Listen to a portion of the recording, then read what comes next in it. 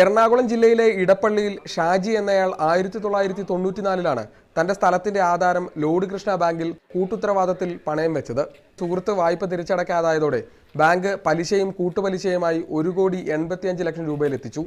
തിരിച്ചടവിന് notice അയച്ച ശേഷം bank ഷാജിയെ അറിയിക്കാതെ വസ്തു ലേലത്തിന് വെച്ചുവെന്നാണ് പരാതി.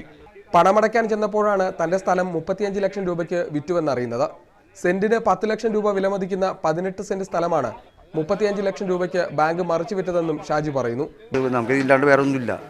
ഇത് പോയിട്ടില്ലെങ്കിൽ നമ്മൾ കുടുംബം ആത്മഹത്യയുടെ സീമാക്കിലെത്തിയിരിക്കണം. വീടൊഴിപ്പിക്കാൻ പോലീസ് സഹായത്തോടെ സ്ഥലം വാങ്ങിയയാൾ എത്തിയെങ്കിലും സ്ത്രീകളടക്കമുള്ള നാട്ടുകാരും സർഫാസി വിരുദ്ധ സമരമുന്നണിയും ചേർന്ന് തടഞ്ഞു. അങ്ങനെ ചെന്ന് ചോദിച്ചപ്പോഴാണ് ആ ബാങ്ക് അല്ല, ഇപ്പൊ HDFC ആണ് ഇതിന്റെ ആളുകൾ. പിന്നെ കുറെ കൊണ്ടുപോയി ഭാര്യയും മക്കളുമായി പെരുവഴിയിലേക്ക് ഇറങ്ങാതിരിക്കാൻ ഇനി എന്ത് ചെയ്യണമെന്ന് അറിയാതിരിക്കുകയാണ് കൂലിപ്പണിക്കാരനായ ഷാജി.